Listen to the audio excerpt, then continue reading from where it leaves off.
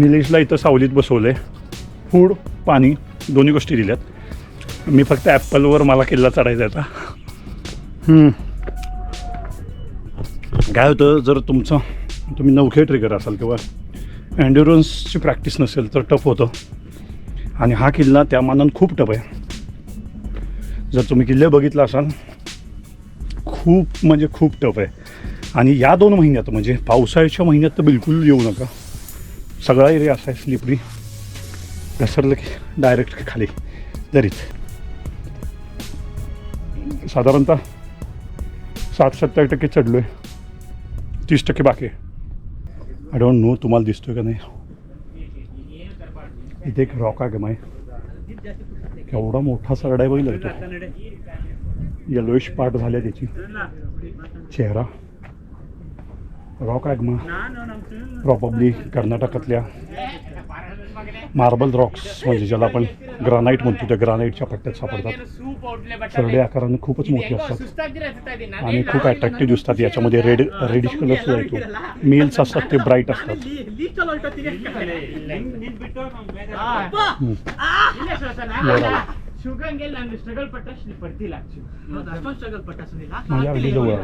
या किल्ल्याची स्वतःची अशी अद्वितीय वास्तुकला आहे आणि हा संपूर्ण ग्रानाइट दगडांचा वापर करून बांधलेला आहे. यात प्रवेशद्वार, भिंती, बुरुज आणि टेहळणी बुरुजांची मालिका आहे आणि ते पूर्वीच्या काळातील लष्करी वास्तुकलेचे उत्कृष्ट उदाहरण असे मानले जाते. किल्ल्याला 7 केंद्रीभूत भिंती आहेत. प्रत्येक भिंतीला दरवाजे आणि वेड्यांची मालिका आहे. भिंती इतक्या उंच आहेत की त्यांच्यावर चढणे शत्रूला जवळजवळ अशक्यच आहे. किल्ल्यातील सर्वात मनोरंजक वैशिष्ट्यापैकी एक म्हणजे किल्ल्याचे भव्य प्रवेशद्वार, ज्याला दड्डी बगिलू किंवा नरकाचे प्रवेशद्वार म्हणतात. प्रवेशद्वार सुमारे 25 फूट उंच आणि 17 फूट रुंद आहे आणि त्यात अनेक चेंबर्स आहेत, ज्याचा वापर दारुगोळा, शस्त्रास्त्रे आणि अन्नपुरवठा साठवण्यासाठी केला जातो. हा शेवटचा पॅच म्हणजे किल्ल्यावर बाले किल्ल्यावर जाण्याचा दरवाजा आहे. आणि हा पण टफ आहे. आणि इकडच्या साईडला तुम्ही बघू शकाल व्हॅली आहे पूर्ण.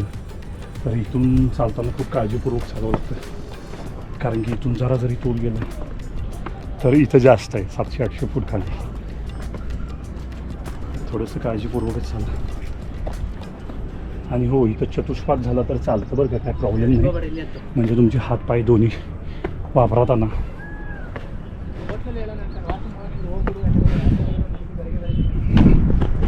असा दरवाजा आहे. हर हर महादेव.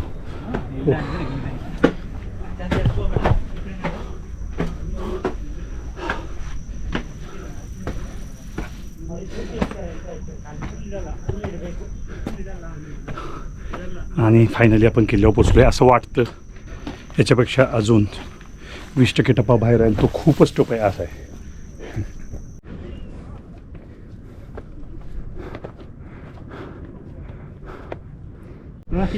मी येणार नव्हतो, ठरवलेलं परत यायचं, पण नाही यार. हा माझा 300वा किल्ला आहे, त्याच्यामुळे वरती टॉपला तर गेलंच पाहिजे असं मला वाटतं. आणि महाराष्ट्रातले अराऊंड 200 मोर दॅन 200 कंप्लीट झाले. कर्नाटक, तामिळनाडू, केरला, गोवा, मध्य प्रदेश, गुजरात या एरियातले मिळून, इवन UP या एरियातले मिळून 300 कंप्लीट झाले. आज I am so much happy. आणि पोचलो फायनली यार वरती. म्हणजे मला भरोसा नव्हता वर पोचीन, खूप टफ आहे, पण पोचलो, मजा आली. माझ्याबरोबर बेंगलोरचे ट्रेकर आहेत, ते पण आले ट्रेकिंगला. व्लॉगर आहेत, व्लॉगिंग पण करतात. Great. Where are you from? Orissa. अबे यार, उड़ीसा से आहे. आम्ही 500 किलोमीटर ते काय कुठून आलेत. टफ यार. ग्रेट. हॅट्स ऑफ यार. अच्छा, कोल्हापूर, महाराष्ट्र. कहाँ से हो? महाराष्ट्र, कोल्हापूर. महाराष्ट्र से हो? तो उड़ीसा से कैसे हो, मतलब यहाँ पे बेंगलोर में रहते हो? नहीं, होसूर में। हाँ? तमिलनाडु में। तामिळनाडू, होसूर. ओके, होसूर से? में महाराष्ट्र रहते. बोले. मला एक ब्लॉगर भेटलेत फ्रॉम ओडिसा. आता सध्या ते होसूरमध्ये जॉब करतात. काय काम करतात? सेंटरिंग काम करते. अच्छा, सेंटरिंग काम करतात. आणि यांचा चॅनल आहे, चॅनलचं नाव 3 अर्जर ब्लॉग. 3 अर्जर व्लॉग म्हणून. आणि ह्यांना देखील भयंकर भटकंतीची सवय आहे. ट्रेकिंग करतात प्रॉपर. व्लॉगिंग चालू होतं खालून वर येताना, मग बघितलं. आठवणीनं सबस्क्राईब करा यार. बिचारा ओडिसावरनं होसूरमध्ये तामिळनाडूत राहतोय, कर्नाटकातले किल्ले फिरतोय. टफ यार, हॅट्स ऑफ, खरंच हॅट्स ऑफ. कारण की कसं होतं माहिती आहे का, आपण म्हणजे आपण म्हणतो ना टफ वगैरे, तर टफ वगैरे असं काही नसतं. जोपर्यंत आपण एखादा एरिया बघत नाही तोपर्यंत एरिया टफ वाटतो.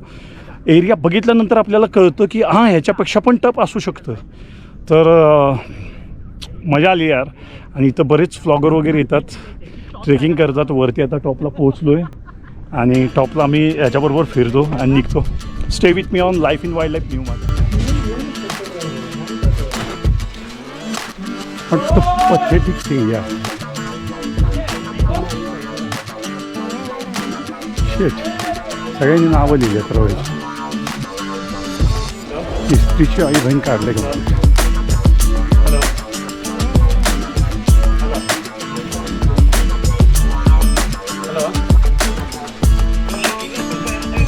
चल्या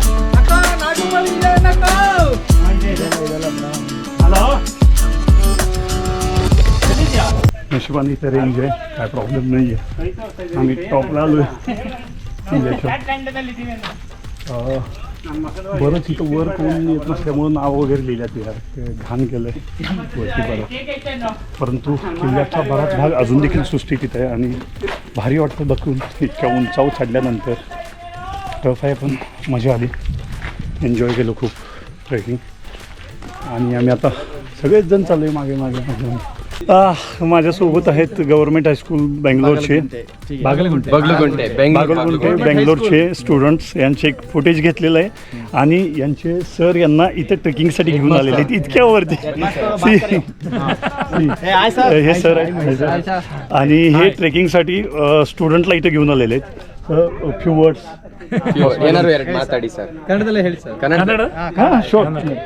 ನೋಡಿ, ಮಧುಗಿರಿ ಬೆಟ್ಟಕ್ಕೆ ಬಂದಿದ್ದೀವಿ, ಮಕ್ಕಳನ್ನ ಕರ್ಕೊಂಡು. ಎಕ್ಸಲೆಂಟ್ ಆಗಿದೆ ಪ್ಲೇಸು, ತುಂಬ ಒಳ್ಳೆ ಟ್ರಕ್ಕಿಂಗ್ ಪ್ಲೇಸ್ ಇದು. ತುಂಬ ಸಾಹಸಮಯವಾಗಿದೆ. ಅದರಲ್ಲಿ ನಿಮ್ಮ ಹೆಸರು?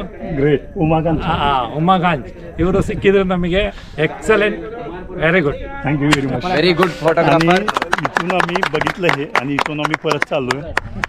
यांच्यासोबतच निघणार आहे. निलेश खाली थांबला आहे, फ्रूट त्याच्यावर दिलेत. आणि नंतर आम्ही नेक्स्ट आमचा फोर्ट आहे मडकशिरा.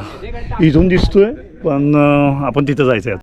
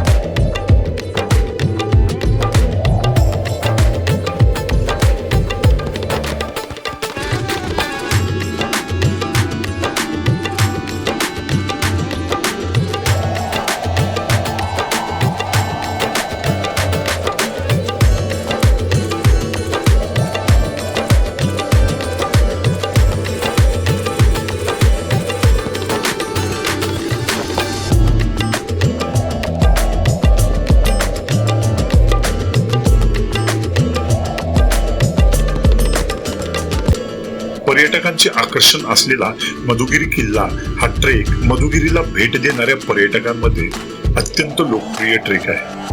हा ट्रेक तुलनेने मीडियम आहे आणि सुमारे 3.5 किलोमीटर अंतर पूर्ण करण्यासाठी साधारणतः 2 ते 3 तास लागतात. किल्ल्याची पायवाट ही सुंदर आकर्षक लँडस्केप मधून जाते. आणि आजूबाजूच्या छोट्या छोट्या टेकड्या आणि ग्रामीण भागाचे विहंगम दृश्य आपल्याला पाहायला मिळतात. विजयनगरच्या साम्राज्याच्या काळात बांधलेले दरवाजे, टेहळणी बुरुज आणि बुरुजांच्या मालिकासह किल्ला स्वतःच एक भव्य रचना आहे. गडाच्या माथ्यावर चढणे काही भागामध्ये कठीण आणि आव्हानात्मक असू शकते, परंतु वरून दिसणारी दृश्य हा सर्व शीन नाहीसा करतात.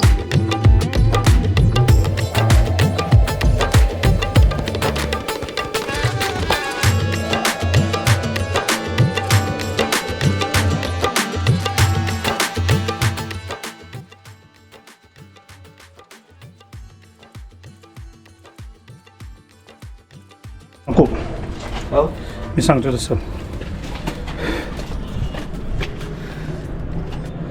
सी हा जो पॅच आहे खूपच अवघड आहे. इथं पहिलं आता रेलिंग लावले, पण पहिलं दोरी होती. आणि ट्रस्ट मी गाईज, या पॅचला जर घसरलं तर टू मच डेंजरस. सो या पॅचलाच फक्त रिस्क जास्त आहे.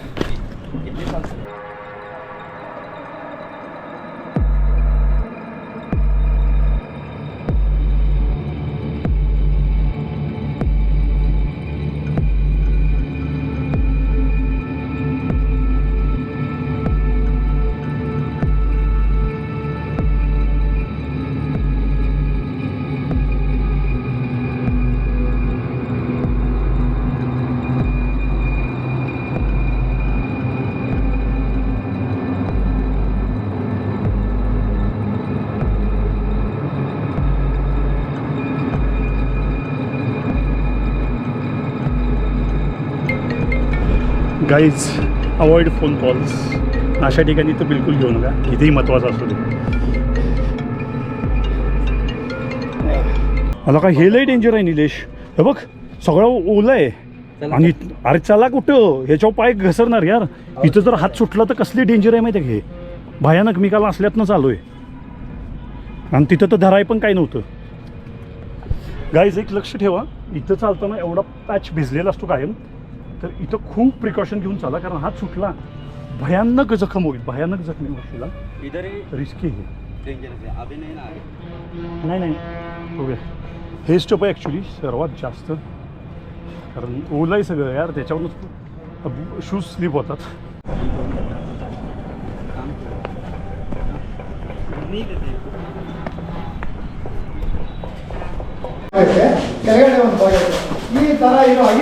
एंट्रन्स नंतर हा चोर दरवाजा आहे. इथून आतमध्ये एका टायमाला एकच लोकांना येता येत होतं, अशा पद्धतीने बांधलेलं आहे. हाँ स्टेयरकेस है, मैंने ड्रोन से देखा ऊपर से. अन्य सभी ग्रहಗಳು ನೋಡಿ, ಇದು ಮೂರನೇ ಗ್ರಹ, ಇಲ್ಲಿ ಕಾಣ್ತಿರೋದು ಇಲ್ಲಿ ಬರ, ಇದು ಮೂರನೇ ಗ್ರಹ. ಈ ತರ ಗ್ರಹಗಳು ಈ ಬೆಟ್ಟದಲ್ಲಿ 9 ಇದಾವೆ ಸರ್. ಕೆಳಗಡೆಯಿಂದ ಟಾಪ್ ಗನ್ನ 9 ಗ್ರಹಗಳಿವೆ.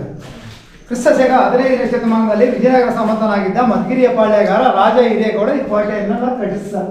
ಅವರಾದ್ಮೇಲೆ ಮೈಸೂರಿನ ದಳವಾಯಿ ದೇವರಾಜ ಅರಸನವರು 1678ರಲ್ಲಿ ಅವರು ಇಲ್ಲಿ ರಾಜಕಾರಣ ಮಾಡಿದ್ರು, ಮತ್ತು ಗಂಗಲ್ಲೂರು ಮೊಘಲರು ಮಾಡಿದ್ರು, ಚೋಳರು ಮಾಡಿದ್ರು, ಲಾಸ್ಟ್ಗೆ 5ರಲ್ಲಿ ಇದು ಮಾಡಿದ್ರು. ಈ ಬೆಟ್ಟಕ್ಕೆ ಅಂತರಾಳ ಬಾಗಿಲು, ದಿಡ್ಡು ಬಾಗಿಲು, ಮೈಸೂರು ಬಾಗಿಲು ಅಂತ 3 ಥರ ಹೆಸರಿದ್ರು. 3 ಥರ ಹೆಸರಾದ್ಮೇಲೆ ಈ ಬೆಟ್ಟಕ್ಕೆ ಆಗಿನ ಕಾಲದಲ್ಲಿ ಕಟ್ಟಿರೋದು ಮಲ್ಲೇಶ್ವರ ಸ್ವಾಮಿ ದೇವಸ್ಥಾನ ಐತೆ, ಕೋದಂಡ ಸ್ವಾಮಿ ದೇವಸ್ಥಾನ ಐತೆ, ವೆಂಕಟ ಸ್ವಾಮಿ ದೇವಸ್ಥಾನ ಐತೆ, ಅವೆಲ್ಲ ನೋಡ್ಬೋದು. ಮತ್ತು ಈ ಥರ ಕಲ್ಲಿನ ಬಾಗಿಲು ಕೆಳಗಡೆ ಅಂತರಾಳ ಬಾಗಿಲಿಂದ ಹಿಡಿದು ಮೇಲೆ ಕೋದಂಡ ಸ್ವಾಮಿ ದೇವಸ್ಥಾನ ಇದೆ ಸರ್ ಚಾಮಲ್ಲಿ. ಆ ದೇವಸ್ಥಾನ ಹೋಗೋಕ್ಕೆ ಈ ಥರ ಕಲ್ಲಿನ ಬಾಗಿಲು 21 ಬಾಗಿಲು ಬರ್ತಾರೆ ಸರ್. 21 ಕಲ್ಲಿನ ಬಾಗಿಲು. ಆಮೇಲೆ ಸೈನಿಕರು ಕಾವಲು ಕಾಯೋ ಬ್ರಿಡ್ಜ್ಗಳು ಸರ್, ಅಲ್ಲಲ್ಲಿ ಅವಾಗ ಬ್ರಿಡ್ಜ್ಗಳು, ಅವು 25 ಬ್ರಿಡ್ಜ್ಗಳಿವೆ ಸರ್. ಈ ಕಡೆ ಲೆಫ್ಟಿಂದ ರೈಟ್ಗೆ ಕೆಲವು ಬ್ರಿಡ್ಜ್ಗಳು ಪೂರ್ತಿ ಚಂದ್ರಾಕೃತಿಯಲ್ಲಿವೆ, ಕೆಲವು ಅರ್ಧ ಚಂದ್ರಾಕೃತಿಯಲ್ಲಿವೆ, ಕೆಲವು ಚೌಕಟ್ಟಿನಲ್ಲಿ 25 ಬ್ರಿಡ್ಜ್ಗಳು. ಆಮೇಲೆ ನಮ್ಮ ಏಕಶಿಲಾ ಬೆಟ್ಟ 10 ಸುತ್ತಿನ ಕೋಟೆ ಸರ್. ಸುತ್ತಿನ ಕೋಟೆ ಕೇಳಿದ್ದಾರೆ ನೀವು, ಅದು 7 ಸುತ್ತಿನ ಕೋಟೆ, ಇದು 10 ಸುತ್ತಿನ ಕೋಟೆ. ನೀವು ನೆಕ್ಸ್ಟ್ ಟೈಮ್ ಯಾವಾಗ ಬಂದು ಬೇಕಾದ್ರೆ ಅಂತರಾಳ ಬಾಗಿಲಿಂದ ನೀವು ಕೋಟೆ ಮಾಡ್ಕೊಂಡು ಹೋಗ್ಬಿಟ್ರೆ ಟಾಪ್ಗಣ್ಣ 10 ಸುತ್ತು ಕೋಟೆ ದಾಟ್ಕೊಡೋದು. 10 ಸುತ್ತಿನ ಕೋಟೆ, 10 ಕಲ್ಯಾಣಿಗಳು, ನೀರಿನ ಕಲ್ಯಾಣಿಗಳು. ಆಮೇಲೆ 6 ಜೈಲಿಂಗಗಳು, ಇದೊಂದು ಟಾಪಲ್ಗಳು, 6 ಜೈಲಿಂಗಗಳು. ಆಮೇಲೆ ಈ ಥರ ಕಲ್ಲಿನ ಮಂಟಪಗಳು 6, ಇದು 4ನೇ ಕಲ್ಲಿನ ಮಂಟಪ. ಮೈಸೂರು ಬಾಗಿಲ ಹತ್ರ ಇರೋದು 5ನೇ, ಟಾಪಲ್ಲಿ ಇರೋದು 6ನೇ. ಆಮೇಲೆ ಕಣಜಗಳು ರವಂಟಾಗಿ ಎಷ್ಟು ನೀವು ಈ ಥರ ರವಂಟಾಗಿ ಮೇಲೆ ಗ್ಯಾಪ್ ಐತೆ, ಅವು ಭತ್ತ ಅಕ್ಕಿ ಶೇಖರಣೆ ಮಾಡ್ಕೊಳ್ಳೋ. ಇಲ್ಲಿ ಆಂಜನೇಯ ಸ್ವಾಮಿ ದೇವಸ್ಥಾನ ಐತಲ್ಲ, ಅಲ್ಲಿ ಎರಡವೆ. ಆ ದೇವಸ್ಥಾನ ಮಕ್ಕಳಿಗೆ ಒಂದೈತೆ, ಕಲ್ ಮೇಲೆ ಒಂದೈತೆ. ಮೈಸೂರು ಟಾಪಲ್ಲಿ ಮೂರವೆ. ಆ ಟಾಪ್ ಇರೋ 3 ಕಂಡುಗಳು ಏನಂತ ಕರೀತಾರೆ ಅಂದ್ರೆ ತುಪ್ಪಸ್ ಗಂಡ ಅಂತ ಕರೀತಾರೆ. ಅದಕ್ಕೆ ತುಪ್ಪಸ್ ಗಂಡ ಅಂತ ಹೇಗೆ ಕರೀತಾರಂತೆ, ನಮ್ಮ ಈ ಮಧುಗಿರಿ ಏಕಶಿಲ ಬೆಟ್ಟಕ್ಕೆ 21 ಕಲ್ಲಿನ ಭಾಗ ಹಾಕ್ಬಿಟ್ರೆ ಬೇರೆ ರಾಜ್ಯದಿಂದ ಬಂದಿರೋರು ಎಲ್ಲ ಹಸಿ ಒಳಗಡೆ ಬರೋಕ್ಕೆ ಅವಕಾಶ ಇಲ್ಲ. ಅಕಸ್ಮಾತ್ ಅವ್ರು ಏನಾದ್ರು ಹಿಂದ್ಗಡೆ ಬೆಟ್ಟದ ಕಡೆ ಆ ಬಂಡೆ ಮೇಲೆ ಹತ್ತು ಬರೋಕ್ಕೆ ಏನಾದ್ರು ಟ್ರೈ ಮಾಡಿದ್ರೆ ಅವ್ರ ಮೇಲೆ ಆ ಶೇಖರಣೆ ಮಾಡಿದ್ರೆ ದೇವ್ರ ತುಪ್ಪ ಸುರಿಯೋರಂತೆ, ಜಾರ್ ಬೀಳಿ ಅಂತ. ಅದಕ್ಕಾಗಿ ಮೇಲಿರೋ ಕಾಡಿಗಳನ್ನ ತುಪ್ಪಸ್ ಗಂಡ ಅಂತ ಅಂತಾರೆ. एवढं तरी कन्नड कळलं की मधुगिरी बेट्टाला मधुगिरी का नाव दिलं आहे. इथं मधाची पोळी होती बरीच या दगडाच्या भागात, त्याच्यामुळे त्याला कदाचित मधुगिरी बेट्टा असं नाव दिलेलं आहे.